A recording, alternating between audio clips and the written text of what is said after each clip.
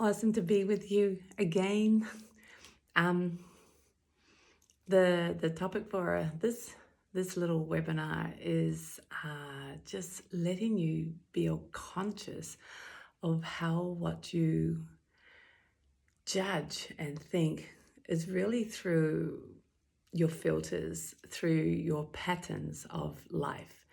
And what I love about that is it's giving us the permission to realize that we can grow, that things that we're thinking or judging can change, but why it even exists in the first place is because of our training to be a human, because of our life. We've been told things are good and bad.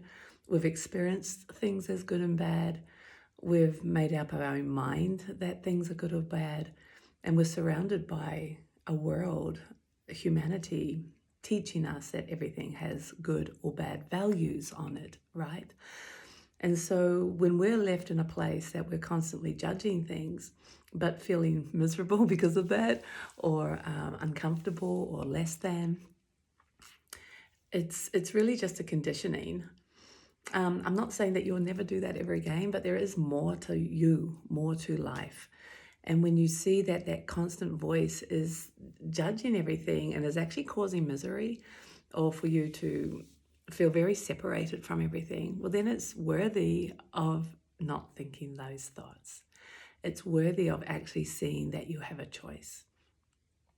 And that's where meditation comes in. And its value is actually your experience of peace. And it's kind of fascinating to ask people, what value do you put on that? Would you pay $50? Would you pay $500? Would you pay $2,000 to experience peace in any moment of your life by choice?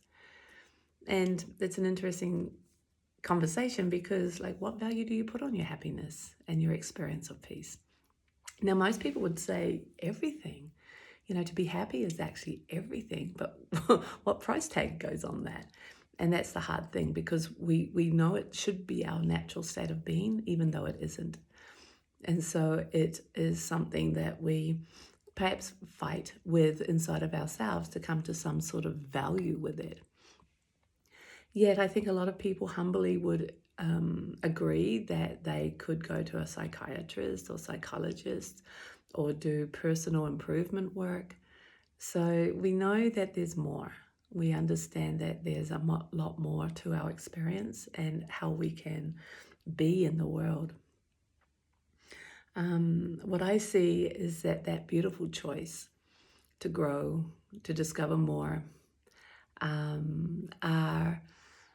is actually so rewarding and so valuable and so vital.